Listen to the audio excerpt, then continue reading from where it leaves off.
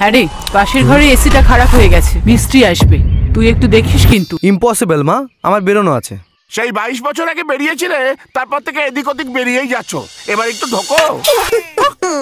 জানো তো মাথায় মারলে কি হয়? তারপরেই গেছাম, সরি তোমার বিয়ে হয়ে যাবে। তুই মজা করছিস? আমরা 3 জনেই যাব, তারপর রাত্রিবেলা 3 জনে উফ রসে ঠইছুম মারবো টেনে। এ বাবা,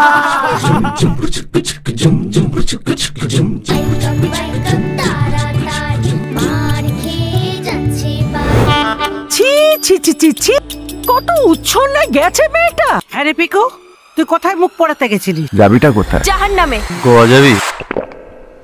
ভ্রমণ ইচ্ছা।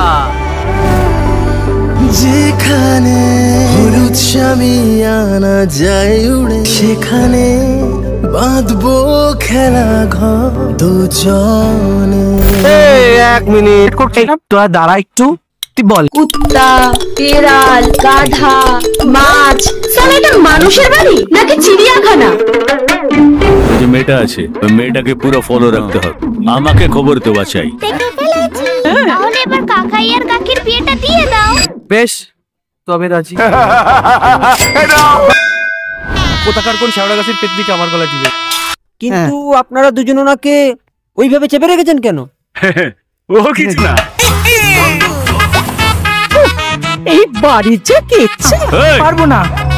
ঠিকঠাক কাজ না হয় না তো ঠুকে দেবো।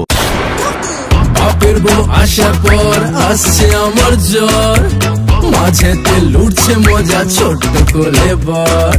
ও কোলে বর, কোলে বর, ও কোলে বর, ও কোলে বর, কোলে বর, ও কোলে বর।